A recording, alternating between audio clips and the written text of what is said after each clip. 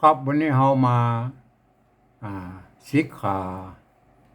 ข้าวหงหินโบราณต่อเนาะครับมาพ่นเขียนเป็นอันอ่าเป็นอักษรละนามานะครับในป๊อปสาเมื่อพศ2468แล้วก็99 ปีแล้วครับตอนที่แล้วก็ว่าไปแล้วนะครับเห็นไหมก็ท่านจะหันแล้วนะครับว่าภาษาของเพิ่นนั้น ก็เขียนลักษณะที่ยังมีไม่เอกไม่โทพ้องเนี่ยก็คือไม่เยาะไม่ขอจังนะครับไม่ขอจังนี่มันชัดแด้แล้วก็บางทีก็ชัดพ้องบางทีก็เยาะพ้องบางทีก็บ่เยาะบางทีก็อย่างก็อ่านมันไปนะก็เห็นไหมก็อ่านไปตามอันแบบโบราณพ้องอย่างก็มีก็ว่าไปแล้วก็อ่านไปเห็นไหมเข้าใจว่าอัน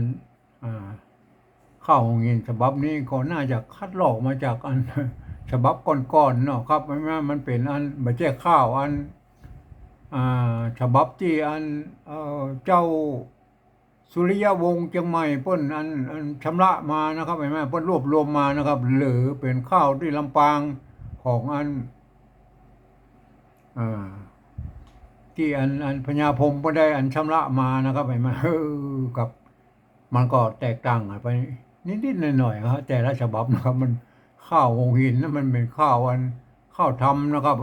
เปิ้นเล่ากันตามวัดตามว่ากันมาเมินนะมันเปิ้นอันเป็น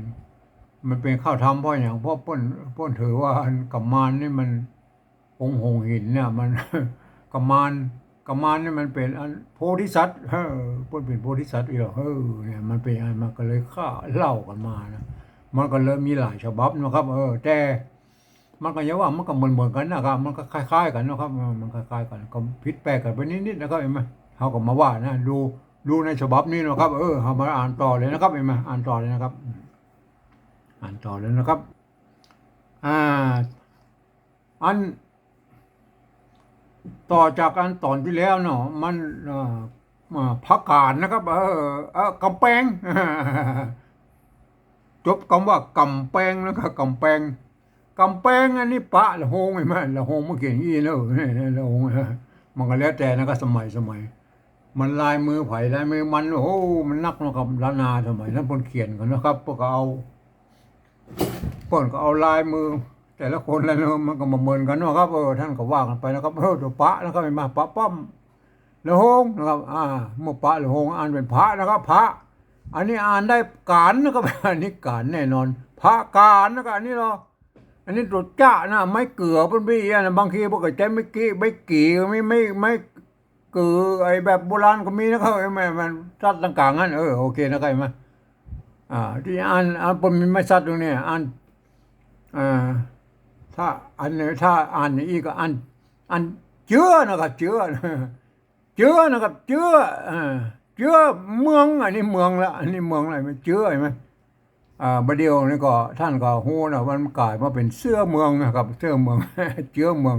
พระการเจือเมืองเจือเมืองอันนี้อย่างตัวหยะใหญ่ไหมมันมีไม่เยอะนะอันนี้มันมีไม่เยอะไหม มันมีมะเยาะนะครับมันมีมะเยาะใหญ่กว้างอันนี้กว้างอะไรไหมพ่นซัดเข้าไปนี่ก็เทียบเป็นไม้ขอจ้างกว้างอันใหญ่กว้างครับเชื้อเมืองใหญ่กว้างก็มันมีมะเยาะนะครับมันมีมะเยาะก็อ่านว่าก่อนะก่อหินทรายทานอันนี้อ่านได้ทรายทานเนี่ย อันนี้ยังอันนี้ท่านหนึ่งถ้าเป็นอันตั้งใจลือใจเขินพวกก็เขินเขินครับเขื่อนนะครับเขื่อนนะเฮาอ่านไปตามมันเจ้าไตยวนนะครับเขื่อนไม่เกือเขื่อนครับไม่ใช่เขินครับตามเจ้ายองเจ้าอันแต่ลือบนปานะเขินครับเขินมันเขื่อนแล้วก็เขื่อนครับอ่านานานาครับเลยนานะครับนาอย่างไงนาตีสานาตีสาอยู่ในดูไม่ไก่ว่ามีน้อยเดียวนั่นไม่ไก่ว่าจะไปนั่นในนะครับในบังอย่างบังคับไปแม่ตัวบะไว้สะกดตัวไว้ตรงบนพวกนั้นมันความจริงมันให้เป็นหางบะนะครับ พวกเขียนตุบะว่ากระปนพวกก็มีนะเห็นไหมก็อยู่ในบังคับนะครับถวายนะก็ถวายอันนี้นะถวายตรวจทะนะครับตรวจทะกับตรวจตะอันที่เป็นฉบับนี้นะครับเฉพาะฉบับนี้อันตรวจทะนี่เขาสังเกตได้ว่ามันแวมเข้าไปโกงเข้าไปน้อยนี่นะยังไงเนี่ยเห็นไหมแต่ถ้ามันเป็นตัวตะเนี่ยมันจะตัวตะมันจะขึ้นซื่อครับอันนี้มันเป็นตรวจทะนะครับถวายสวยนะครับบนใส่ไม่สั้นอ่านสวยเลยอ่านสวยอ่านสวยกรณีนี้อ่านสวยนะสวยขึ้นอันนี้ปล่อยอ่านได้นะมันไม่กือนะครับมีสัตว์อยู่นี่อันสัตว์ตำบลบุญเป็นอันแทนไม่ขอจ้างอันสัตว์ต่างๆนี่มันแทนไม่สองน้อยเป็นไม่กือเห็นไหมอันนี้หางนะตัวขาอ่านว่าขึ้นสวยขึ้นเมืองมุนเมืองมุนเมืองมูลเมืองมุนหรือเมืองมูลมูลเมืองมุนนะครับเห็นไหมอันนี้เนี่ยตัวตะรุ่นนี้มันเขียนเนี่ยไม่กงบริอีเลยฮะอันนี้อ่านทั่วตัวอ่านตัวมันมันมีไม้แล้วครับก็อ่านว่าตัวนะครับตัวพี่พบตัวพี่พบนี่อ่านตรงตัวโอเคนะครับโอเคนะครับตัวพี่พบนะครับพี่พบเลื่อนหน่อยนะครับ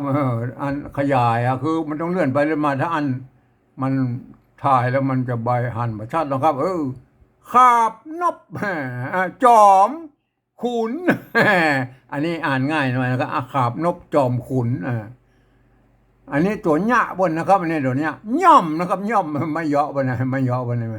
ปนเยาะใส่หน่อยนะเยาะอย่างนี้ก็มีนะเห็นไหมย่อมบัวนะครับบัวอันนี้บัวไม่โกงบัวลี่บุญบัวลี่บุญอันฉบับลำปางมันบัวลิมูลนะครับบัวลิมูลนะครับบอละบุญมั่วบอละมูลบัวลิมูลอันอย่างเขาว่าไปนะครับบัวลิมูลบัวลิบุญอันนี้อย่างตรงอยู่สะกดตะข้างนี่ไม่เกือเรื่องแล้วก็เรื่องอ่านมันเรื่องเนี่ยเรื่องลิดอันตัวละอ่านได้กันแล้วกันนะพวกกับเขียนไปแล้วตัวละบางทีมันพวกจะออกเสียงรอเนี่ยพวกกับเรื่องลิดพวกก็เขียนกันไปนะก็เรื่องลิดอันนี้ตัวขาตัวหางม้าเนี่ยไม่เก๋ไหมอ่านเข็มก็ได้เข้มอ่านเข้มกรณีนี้อ่านว่าเข้มเรื่องลิดเข้มก้านะครับเข้มก้านะครับเข้มก้าก้าความจริงมันต้องก้านะครับมันต้องลงเรื่องลิดเข้มก้านะครับมันเป็นก้าไปแล้วก็อันนี้เนี่ยโอเคนะความจริงมันน่าจะเป็นตัวก้านะครับแม่เนี่ยป้นก็พลาดไปนะครับสมัยนั้นก็โอเคนะครับเอาไปเขียนเป็นอันปริวัติแล้วเขาก็อ่านป้นเขาว่าชำระบ่อยหน่อยนะเนี่ยมันเป็นยังไงมันจะต้องชำระนะครับเรื่องลิดเข้มก้านะครับมาก้านี่พวกเขียนก้านะแต่มันความจริงแล้วตามฉันลักษณ์ข้าวมันต้องก้าเข้มก้านะผ้าอย่างอันนี้ตัวซ่าสะกดด้วยตัวง่าไม่โกงอยู่บนผ้าทรงนะครับเห็นไหมผ้าทรงละนีผ้าทรงละนีมันอู้ไปทางจีนจะเจ๊กหน่อยนะครับผ้าทรงละนีเห็นไหมผ้าทรงละนีนะครับผ้าทรงนะความจริงมันเป็นผ้าทรงก็แล้วแต่นะครับสมัยนั้นมันออกว่าผ้าทรงละนีจอมองค์องค์อย่างนี้นะครับพวกมันต้องมาเขียนอย่างนักหนาแล้วก็มันต้ององค์กะองค์เกออย่างนั้นครับเห็นไหมองค์เฉยๆนะองค์อย่างองค์เลิศนะเลิศใช่ไหมเลิศใช่ไหมพวกเอาตัวดะสะกดนะครับสมัยนั้นเลิศล่านะครับล่าใช่ไหมเนี่ยเพราะว่าล่าเนี่ยความจริงมันจะต้องสัมผัสกับก้าเนี่ยเข้มก้าเนี่ยมันต้องสัมผัสกับล่าเนี่ยพอเขียนเป็นก้าไปโอเคนะครับก็เป็นอย่างนะครับก็เดี๋ยวเขาก็ไปชำระเอานะครับชำระอันเวลาเขาปริวัติก็เหมือน คือมันตรงกับอันนี้ข้าวหน่อยองค์เลิศล่าอันนี้ตกอยู่ในปุ่นเขียนเป็นดินสอนี่เสวยนะเสวยอันนี้อ่านได้เสวยนะเสวยนะเสวยเมืองเมืองปะลานะครับ ตัวละปะลาเมืองปะลาต้านท้ายอันนี้ต้านตัวละนะครับต้านท้ายยักษ์นะครับยักษ์ผียักษ์ผีนะพ้นตรงตัวเราไม่ใช่ยักษ์สะยักษ์อย่างแต่ภาษาไทยนะครับยักษ์ก็ยักษ์ก็เยี่ยละตัวยักษ์ไม่ซัดก็ไปตัวกาจงยักษ์ยักษ์ผีดิบยักษ์ผีดิบอยู่ดงป่าอยู่ดงไงนะดงนะครับอันนี้ดงป่านะครับป่าอย่างไปดูเราอยู่ดงป่านะครับอยู่ดงป่านะครับเลื่อนไปหน่อยนะครับไม่ต้องมาหัวนะครับโทษทีอยู่ดงป่าไม้นะครับอยู่ดงป่าไม้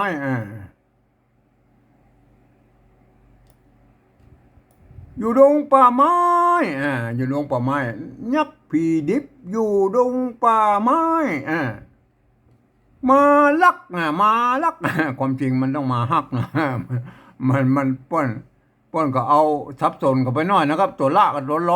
ะลิงหรือละเรือเนี่ยมาลักแม่มาลักแม่เท่ามาลักแม่เท่าเสียงโทพิเศษนะครับ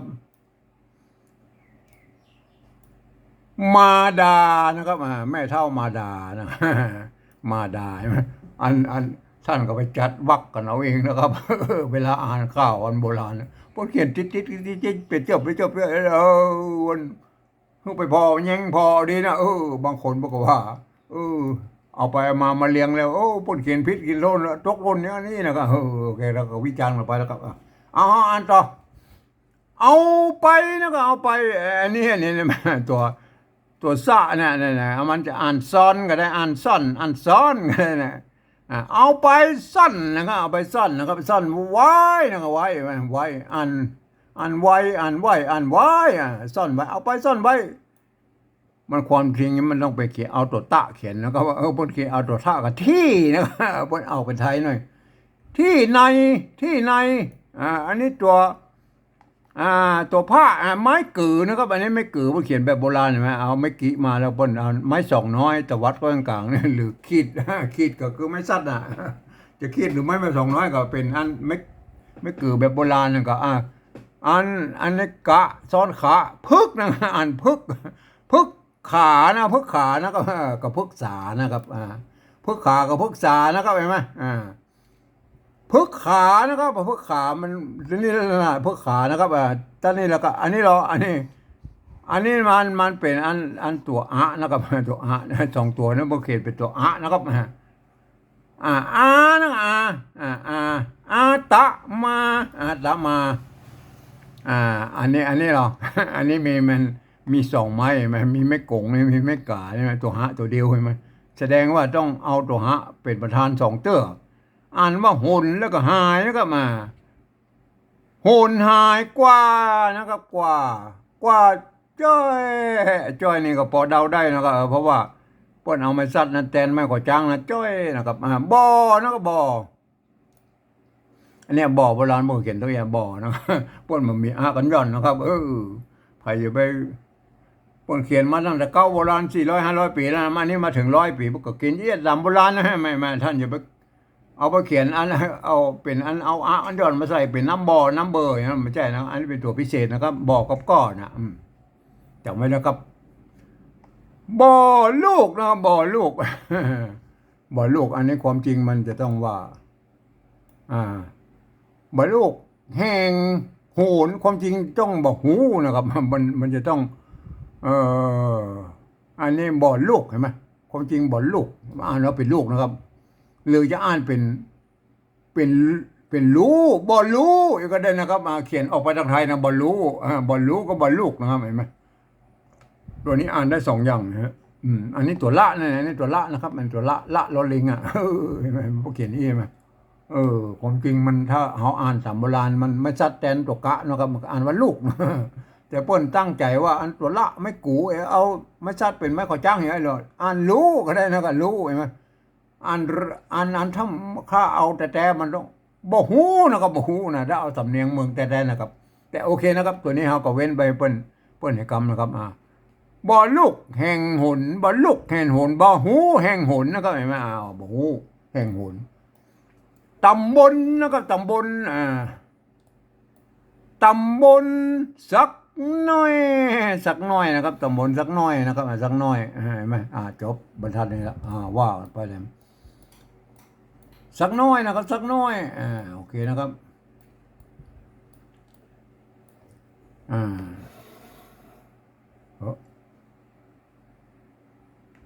หายนะครับหาย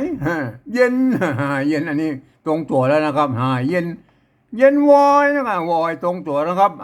อันนี้อย่างตรงอันเงียบนะครับเงียบมิดนะความจริงมันน่าจะเป็นเงียบมิดนะครับแต่เปิ้นเอาเขียนเป็นเงียบมิดโอเคนะครับอันจะตุตี้นะครับเนี่ยตุตี้มาตุตะเปิ้นนะครับตุตะบ่เขียนนี่นะเห็นไหมตุตะนะจะตุตี้ติสานะฮะตัตุติสานาจุคิดนะจุคิดนะความจริงมันถ้าเป็นฉบับลำปางนะครับฉบับลำปางมันจตุติสานาจุติดนะครับจุติดนะครับจุติดจุติดอันนี้เพิ่นเขียนเป็นจุคิดนะครับเห็นไหมเกณฑ์แล้วก็เกณฑ์ปะไม่ไก่อันนี้มันเป็นตัวไฟแล้วครับเห็นไหมไฟไฟไฟ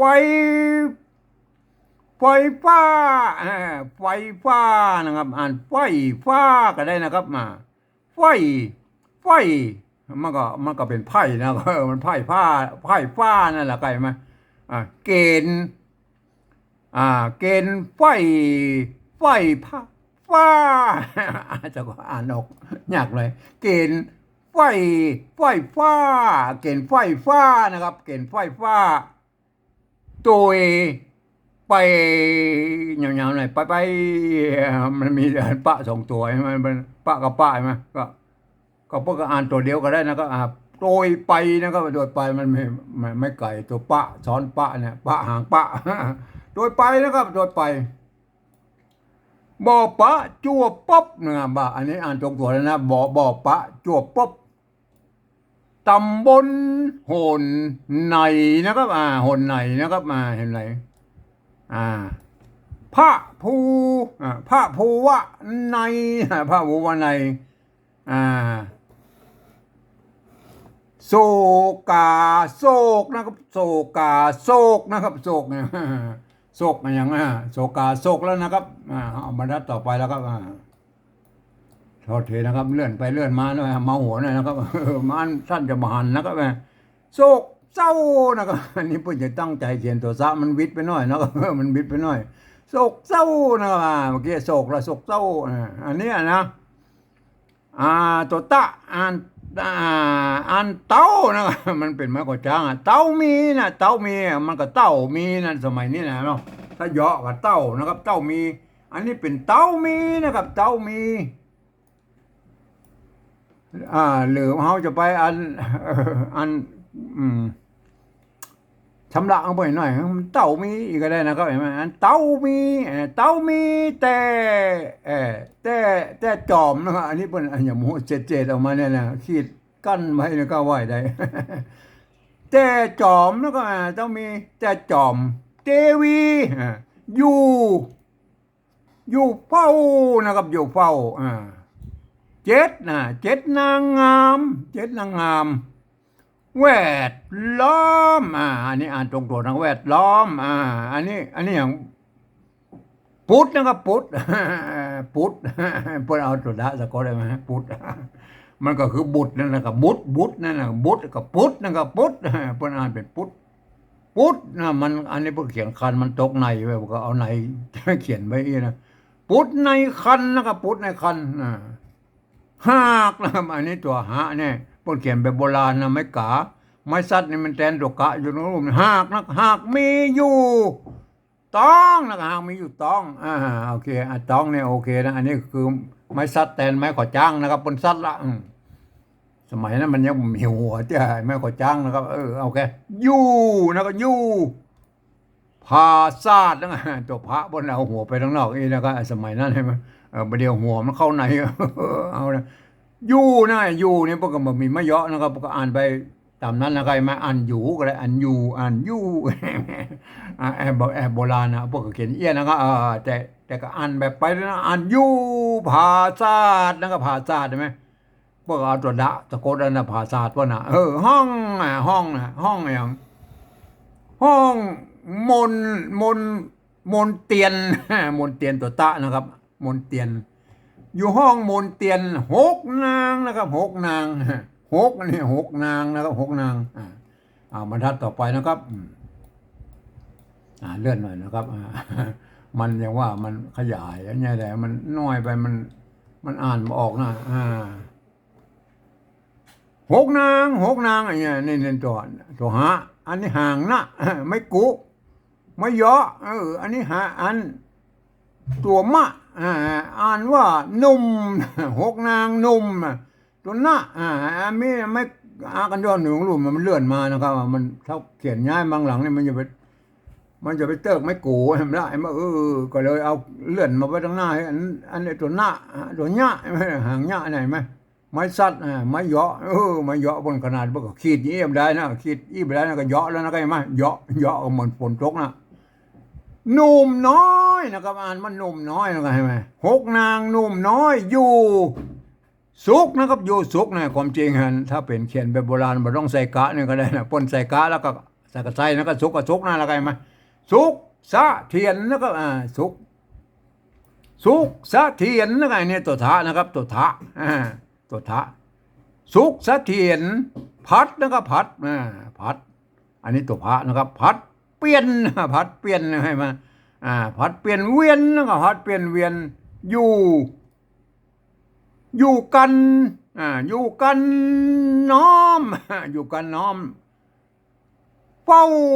นะอยู่กันน้อมเป้ากันนั่นความจริงอย่างมันออกมันก็กันแล้วก็อยู่กันน้อมเป้าก็อยู่กันน้อมเป้ามันก็แล้วแต่สำเนียงนะครับมันก็แล้วแต่นะครับ แต่ละที่มันสำเนียงมันอยู่กันน้อมเป้าอยู่กันน้อมเป้าก็สุดแล้วแต่โอเคมันแล้วแต่สำเนียงแต่ละที่มันเหมือนกันนะกำหนดกำหนดนะมั้ยตัวดะนี่ตัวสะกดมันม้วนอยู่ตรงในห่างหน้าอะไรมันนดนะมั้ยกำหนดนะมั้ยกำหนดนะมั้ยความจริงเดี๋ยวนี้เอาตัวดะไปสะกดไว้ทางบนมูลนาคายมั้ยกำหนดอ่านถึงนะถึงใช่มั้ยกำหนดถึงนะก็กำหนดถึงไม่ใช่ถึงนะก็โทษตัวตาตัวเติงนะตึงมันเป็นตัวตาแล้วครับเขียนนี่แต่มันเดียวนี่มันเป็นตัวทะหน่อยเขียนนี่หน่อยมาอันนี้เป็นตัวตาแล้วตัวตากำหนดเติงนะก็เติงไงมาเนี่ยตัวตาแล้วก็โทษทีตัวทะเนี่ยเอาหันแล้วนะตัวทะตะกี้มามันเป็นยังไงมาอันนี้เป็นตัวตาแล้วครับกำหนดเติงพระสูตรพระสูตรกับพระสูตรนะครับพระสูตรองค์เจ้านะครับองค์เจ้าองค์เจ้าหกองค์เฮาองค์หงเรานะครับองค์หงเราไปเอาออกเสียงรอเนี่ยเราเนี่ยพวกเขียนนี่มาความจริงมันต้องอ่านอกหงเฮานะก็มาป้นก็เอาโอเคแล้วก็อ่านไปตามบริบทนะครับอันนี้อย่างตัวคะไม่กอดเขาได้คอดนะองค์เฮาคอดต้องนะคอดต้องอันนี้ตัวตะนะครับบนเมื่อกี้ใช่ไหมตัวตะเลยอันตะข้างๆนี่ไปซื้อเข้าไปนะครับถ้าเป็นตัวทะพวกจะแวมเข้าไปข้างในหน่อยก็ท่านก็ สังเกตหน่อยนะครับมันเรียกว่ามันลายมือแต่ละคนบทเขียนมาอย่างอี้เนาะอย่างนี้แหละก็ว่างไปนะครับอันนี้อย่างพุทธนะครับพุทธเนี่ยตัวสะกดด้วยตัวดะนะครับพุทธนะครับพุทธลุดพุทธลุดสีพุทธลุดที่แทนกับบุรุษนั่นน่ะบุรุษนั่นน่ะมันเป็นพุทธลุดโอเคแล้วครับโอเคบรรทัดต่อไปนะครับบรรทัดต่อไปนะครับปุรุษสีสันนะครับสีสันสีสันอันนี้ตังนะแม่ตังนะตัวตะนะครับตัวตะ ตังนะครับตังหกพี่น้องพี่น้องพวกอันสมัยนี้พวกนี้เอาไม่ซัดไม่ขอจ้างเติมเข้าไปข้างบนมันนะก็มาหกพี่น้องนะครับสมนะครับสมซากนะอันนี้ตัวสะไม่กายไหมไม่ซัดมันแทนตัวกะเนี่ยสมศักดิ์หน้าสมศักดิ์หน้าเรางามเราปัญญาความจริงมันจะออกเฮาก็มันมาเปิงก็มันต้องเรางามนะมันเรางามเพิ่นก็เอาตัวละเขียนเลยแม่มันก็ซับซ้อนกันด้วยนะตัวเสียงรอเสียงฮอเนี่ยแล้วก็ท่านก็อ่านไปก็เอาตามบริบทนะครับเพราะว่ามันเป็นภาษายุคนั้นนะครับท่านก็ชำระเวลาเขาปริวัติก็ท่านก็หาไล่หากันหน่อยนะก็เอาโอเคนะมีอะไรอย่างอันนี้พระนั่นอันนี้ตัวหน้านังพระนังพระนางเก่าพระนางเก่าใช่ไหมความจริงมันต้องพระนางนะพระนางเก่าใช่ไหมมันเป็นพระนางเก่านะพระนางเก่าเจ้าบัวจีหลามจีหลามอันนี้ห่างมากไปเลยโอเค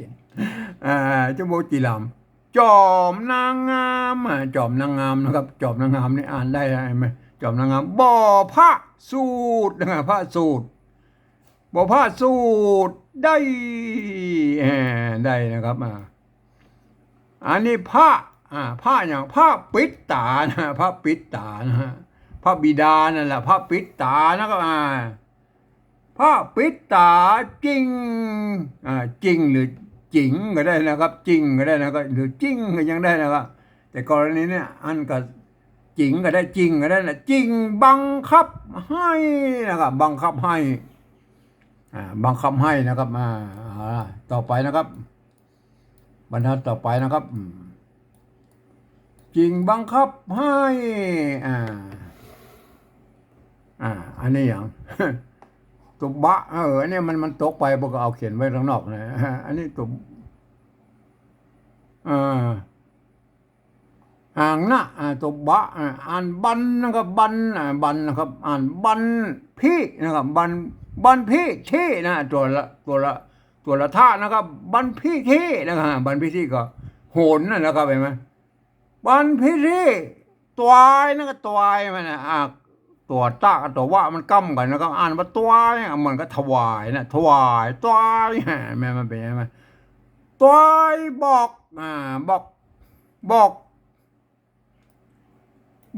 ตวกนะครับเนี่ยบอกตวกต้องอ่านเป็นตวกนะตวกบอกตวกกับตักนั่นแหละบอกตักนั่นแหละก็บอกตวกบอกตวกบอกตวกแล้วครับบอกตวกว่าโอรสนะว่าโอนะครับว่าโอรสสานะฮะว่าโอรสสาอันตัวตะนี่เพิ่นมันจะเติกห่างนี่พวกก็เลยเอาตัวตะไว้ตรงบนเพิ่นดวงให้ตะซ้อนตะนะครับปุตตานะครับปุตตาปุตตาเห็นไหมตะกี้นะอ่านที่หาว่าลูกกับรู้นะมันว่าจะเขียนอย่างไรลูกนะเนี่ยมันเป็นลูกนะลูกเห็นไหมลูกฮักนะครับลูกฮักนะปุตตาลูกฮักที่ทรงอย่างกับมันเปิดมันอยู่นะมันบอกออกเตื้อนะกับนะครับมันกับอยู่ในท้องกับมาหั่นนะครับในคันนะครับในคังให้ไหมคังในคังก็ว่าในคันน่าจะเป็นในคันมากกว่านะตรงง่ะคนไทยอันตรงตรงง่ะคนไทยเมาหางหน้าอะไรนะในคันนะครับในคันกับหั่นในคันนะครับอันนี้ตัวจ้าไม่สั้นมันเป็นไม่กักนะครับก็มันแตนได้จึงไอ้ไม้ผัดตึกแตนได้จึงตัวกะอยู่ตรงลมมันก็อ่านว่าจักแล้วครับไอ้มาจักเป็นมนุษย์เลยมาพอตัวดะสะกดเขียนมนุษย์จักเป็นมนุษย์ปุตลุดกับบุลุดนั่นก็ปุลุดบุลุดนั่นนะปุตลุดสีสันอันนี้อย่างอันนี้มันเอา เขียนจุนะครับมันจุแล้วมันเพิ่นจะเอาตัวงะใส่ทั้งลมนี่ก็บ่ได้ยังไงเป็นเอาไม้กงใส่ทั้งบนไม่กงบนไม้กังบนอ่านเป็นไม้กงว่าแทนตัวงะจุงเป็นจุงนะฮะจุงนะฮะว่าไงมาเอาคล้ายๆเป็นเป็นอันนั้นไปมาพอได้ตกไปก็ว่าเป็นตัวงะหมูจะใส่ได้ก็เอาจุงอ่าจุงหานกุนแล้วก็กุนกอยนะกุนกอยจุงหานกุนกอย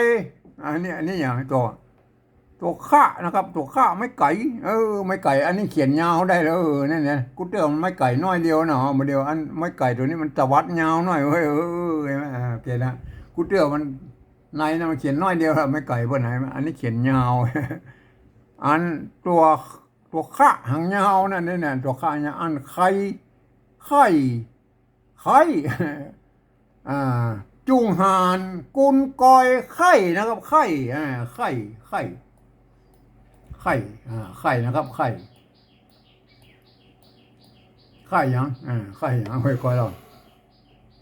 ไข่ทรงนะครับไข่ทรงทราบถ้อยอันนี้ตัวทะนะครับเห็นไหมอันปนแวมตั้งข้างนี่มันแวมเข้าไปนะครับถ้อยนะครับลือเป็นลือเป็นอย่างลือเป็นนะครับลือเป็นสัตตานะครับมีกาใหญ่น้อยนะครับคือผีก็คือผีนั่นแหละคือผีอันนี้อันมีถึงไม่กงถึงไม่กาใช่ไหมนั่นเนี่ยก็อ่านว่าพงพายนะครับคือผีพงพายอันนี้อย่างตัวตะนั่นอันนี้ตัวตะนะมันอันขาดไปหน่อยนะตัวตะไม่กาตัวงะเนี่ยอ่านตังได้อ่านตั้งอะไรนะก็มันมีอะไรเขียนแบบโบราณก็อ่านว่าตั้งนะตั้งเจือผีพงพายตั้งเจือนะครับตั้งเจือนะครับตั้งเจือต่อนะครับนี้เหตุนะครับนี้เหตุนั่งเหตุนะครับเหตุสะไหนนี่เหตุสะไหนนะฮะมันเป็นมีสองน้อยอยู่กับวันบนเพิ่นบอกว่าอ่านสะไหนนะครับอ่านสะไหนอ่านเป็นสองพยางค์เด้อจริงนะครับจริงอันนี้เขียนชัดเลยอันตะกี้ให้อย่าจริงอันนี้จริงนะจริงได้นะไม่ไก่ตัวนี้มันอยู่ทางในแล้วมันมีที่เขียนบ่ก็ยกเข้าไปหน่อยแล้วก็พอละอันนี้ไม่ไก่ด้วยได้นะได้เห็นไหมได้จริงได้อ่านถ้าว่ามีไม่ชัดก็อ่านว่าลังนะครับอ่านว่าลังมันมีไม่กังเนาะมีไม่ชัดเข้าไปก็แทนไม่ขอจังลังเห็นไหมลังเรืออันนี้ไม่เกลือใช่ไหมเนี่ยนะตัวกันย้อนอยู่อันตัวสะกดอยู่ทางนอกนี่พอเอาตัวละห้ามไปตัวนะละห้ามมันก็มีแล้วนะสมัยนั้นละห้ามโอเคนะครับอย่าละจริงได้ลังเรือนะครับลังเรือ10นะครับ10อันนี้ตัว1นะ10นะ10นะครับ10เป็นอย่าง10เป็นอย่างนะ10อันนี้อย่าง10ตัวถ้าจะตัวปะนะครับ10เบียงนะเบียง10เบียงนะครับเบียงเปียงหรือเบียงนะ10เบียงค่อนนะครับ10เบียงค่อนเดือน10เบียงค่อนเดือนนะครับเดือนอย่างเอาละโอเคไปอ่านแล้วครับบรรทัดสุดท้ายแล้วนะบรรทัดนั้นมันอ่านมาได้โอเคนะครับเดือนนะครับเดือนอย่างเดือน10เดือนเดือนมานะครับเดือนนะครับเดือนมานะครับเดือนมาเห็นไหมนักพาดก็รับนะครับความจริงมันน่าจะต้องไปเอาตัวละเขียนแล้วก็ฮับนักปาดฮับอันถ้าเป็นแบบอันของ ลำปางนะนักปราชญ์ฮับเป็นฮับเลยนะครับเห็นไหมอันนี้นักปราชญ์นักปราชญ์ก็ฮะก็รับ ครับนับอันมันต้องเป็นคำนับนะพวกก็เขียนเป็นครับนับ ครับนับหัตถานะครับอันนี้หัตถาใช่ไหมอันนี้ตัวละทะนะครับซ้อนตัวละทะอยู่ตรงนี้ห่างนะห่างตัวละทะเนี่ยซ้อนตัวละทะเนี่ยไม้กาอยู่ตรงนี้ไม้ซัดอยู่ข้างบนเนี่ยความจริงมันมีไม้ซัดก็อ่านได้แล้วก็เป็นหัตนะครับหัตถานะครับอ่าครับนับครับนับหัตถาก็ยกมือไหว้นะครับนับหัตถาเอาเกณฑ์เดือนอันนี้เดินใช่ไหมบางทีบอกว่าเกณฑ์เป็นเดือนบางทีเป็นก็เป็นเดินใช่ไหมมันก็ปดสมปนเป้กันไปนะถึงใจถึงงองนะไหมเอาเกณฑ์เดือนมาเกณฑ์เดือนมานามนางนามนางนี่ตรงตัวแล้วนะนามนางเนี่ยออกนะอันนี้ออกใช่ไหมอันนี้ออกแม็กตกกะอยู่ในรูปเนี่ยความจริงมีไม่ซัดนะโบราณแล้วป้นบัต้องใส่อันตกะนี่ก็ได้แล้วก็คือออกแล้วนะก็ใช่ไหมอันนี้อันรุ่นนี้ป้นก็เอาใส่อันเอาตกะมาใส่แล้วใช่ไหมมันก็แล้วแต่ภาษาละนามันหลายจี้หลายตังนะครับตั้งบวกนะครับตั้งบวกกุลนะครับกุลหารนะบวกกุลหารจับนะครับจับยามแม่นมันตามมันยังไงตามกำปีเดิมแม่นก็ตึกแม่นก็พอนะครับเพราะว่ามันหมดละโอเคนะครับเอาไปก่อยอันที่ปริวัติเป็นภาษาไทยมาเรียบร้อยแล้วนะครับมันเป็นยังไงอันนี้ปริวัติเป็นภาษาไทยมาละเป็นภาษา เอาภาษาไทยมาเขียนเป็นภาษากำเมืองเป็นกำมูนะเป็นภาษาปริวัติละนาแบบที่3นะครับเอาตามสำเนียงกำมูตามสำเนียงเชียงใหม่ตะยวนนะครับเห็นไหมก็เขียนตามแบบกิ้นชิงเกอาก็คือผมเนี่ยเขียนได้ยี่นะแม่จะอ่านได้เป็นคำเป็นคำจะอ่านไปตามภาษาไทยนะครับมีข้อยกเว้นว่าจุดนี่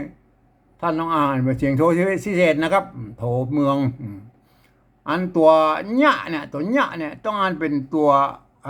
ยอยักษ์เนี่ยอ่านเป็นตัวเนะนะครับอันนี้ก็เป็นตัวเนะนะครับหอยอเนี่ยหอยอก็เป็นเนะนะครับอันนี้ตัวอยอย่างเงี้ยตัวอยอย่างนี้ก็อ่านเป็นตัวยอยักษ์ไทยนะยูเนี่ยก็ท่านอ่านไปตามนั้นเขาท่านก็จะได้สำเนียงเชียงใหม่ไตยวนไปเลยนะครับอ่านตอนที่แล้วโต๊ะกำแพงนะกำแพงความจริงมันจะต้องมีกำแพงไม่จะต้องมีอย่างนี้นะอันนั้นมันกำแพงนะโต๊ะกำแพงนะนี่กำแพงนะครับอันนั้นเป็นตอนที่แล้วแล้วไงกำแพงพระการเจือเมืองใหญ่กว้างเจือเมืองใหญ่กว้างก่อหินทรายทานเขื่อนครับอันนี้เลียงอะไรมันเลียงแล้วมันได้อย่างนี้ไหมเลียงเขียนครับมาโอเคนะครับไหมนาตีสาอยู่ในบังคับถวายสวยขึ้นมันเสียงโทพิเศษแล้วเมืองมูลให้มาโอเคนะครับตัวพี่พบขาบนกจอมขุนย่อมบัวลิบุญเรืองฤทธิ์เอกก้าเรืองฤทธิ์เอกก้านะครับเรืองฤทธิ์เอกก้านะครับเห็นไหมพระทรงละนีปนว่ามาอย่างไรพระทรงละนีท่านก็ว่างไปนะครับพระทรงละนีจอมองค์เลิศล่าเสวยเมืองปะลาต้านท้ายนะครับยัก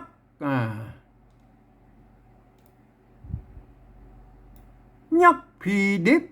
อยู่ดงป่าไม้มาลักแม่เท่า มาดาเอาไปซ่อนไว้ในไผ่พึกขาอาจตะมาหายหุนหายกว่า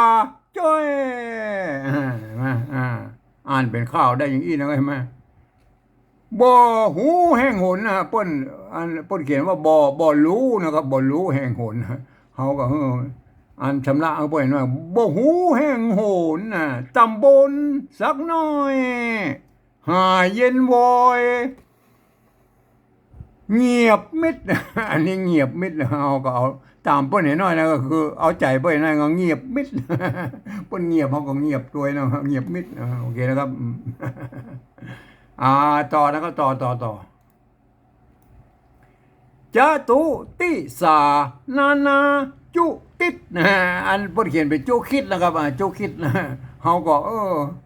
อันชำระบ่อยหน่อยเป็นจุติดนะครับจุติดนะนาจุติดเกณฑ์ไพ่ฟ้าอันเพิ่นเขียนเป็นอันเกณฑ์ไฟฟ้านะเกณฑ์ไฟฟ้านะ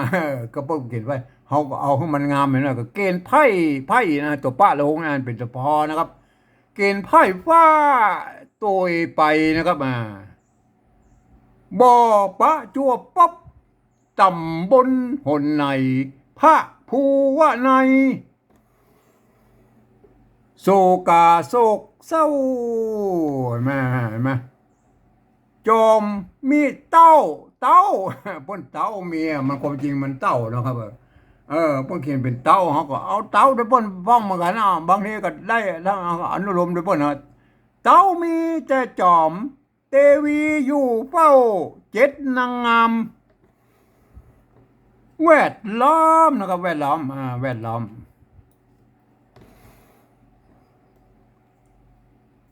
บุตรนะครับบุตรมันปุตรนะครับบุตรในคันมันงามไม่ได้บุตรในคันหากมีอยู่ต้องหากมีอยู่ต้องอยู่ผ่าศาสตร์ห้องมนเตียนพ้นเขียนเป็นมนเตียนนะครับเขาก็เอามนเตียนบ้องนะครับมนเตียน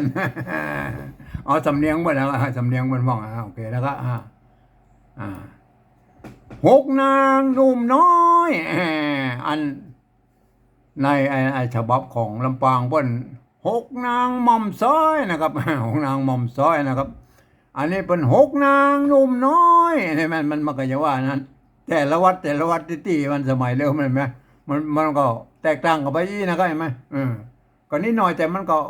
มันโครงเรื่องมันเหมือนกันนะเห็นไหมโอเคนะครับหกนางหนุ่มน้อยอยู่สุขเสถียรพัดเปลี่ยนเวียนนะครับพัดเปลี่ยนเวียนอยู่กันน้อมเฝ้านะครับอยู่กันน้อมเฝ้ากำหนดถึงตะกี้มันไปกำหนดเติงนะครับกำหนดเติงนะฮะกำหนดเติงนะฮะอันพวกเขียนไปกำหนดตรงจะเอาเติงหรือถึงมันก็แล้วแต่นะฮะบูรณะบ่อยหน่อยก็อันชำระบ่อยหน่อยนะกำหนดถึงเอาเติงอะไรนะก็เนี่ยกำหนดเติงนะเอาตามเพิ่งก็ได้นะกำหนดเติงจำได้อยู่นะครับเติงนะครับเติงกำหนดเติงพระสูตรองค์เจ้าหกองค์เราขอดต้องนะอันฉบับอันลำปางมันขอดต้องนะครับอันนี้มันขอดต้องนะขอดมันก็ปอๆกันนะขอดกับมันเวลามันเกิดเนี่ยมันจะขอดต้องเหมือนก็มันมันน่องมันน่องอยู่ตรงนั้นมันจะขอดต้องมันจะลงแล้วใช่ไหมบุตรนะครับบุตรลุดนะครับป้นบุตรลุดนะครับปุตรลุดป้นเป็นปุตรลุดนะครับในป้นเฮาก็เอาสำหรับป้นนี่ก็บุตรลุดนะครับบุตรลุดสีสันตั้งหกพี่น้องนะครับหกพี่น้องสมสากหน้าเหล่างามนะครับมีพ่อน้องเก้าอันนี้ผมเอาตามป้นนะครับเอาตามป้น มามันไม่ใช่อันฉบับอันปุ่นเป็นพระนางเก้านะพระนางเก้าไอ้ฉบับลำปางนะอันนี้เป็นอ่านเป็นพระนังนะครับมีพระนังเก้าเจ้าบัวจีหลามจอมนางงามบ่พระสูตรได้พระปิตาจริงบังคับให้บันพี่ที่ตวายบอกตวักบอกตวักโอเคนะบอกตวักละอ่าว่าโอรถสาปุตตาลูกฮักอันปนเขียนเป็นลูกลักนะลูกฮักที่ทรงกับหันมันเปิดมันบอกในคันนะครับในคันจักเป็นมนุษย์ปุดลุดเอาเนี่ยปุดลุดสีสันพ่องนะเอาบุดพ่องปุดพ่องเนี่ยจูงหานกุนกอยไข่ทรงสาบถ้อยนะครับไข่ทรงสาบถ้อยหรือเป็นสัตตามีกาใหญ่น้อยคือผีพงพายคือนั่นนะครับเห็นไหมเราพูดเขียนเป็นกับเนาะผีพงพายตั้งเจือนะครับตั้งเจือมีเหตุสไหนจริงได้ลังเลือ10 เบียงค่อนเดือนมานะครับมา10 เบียงค่อนเดือนมา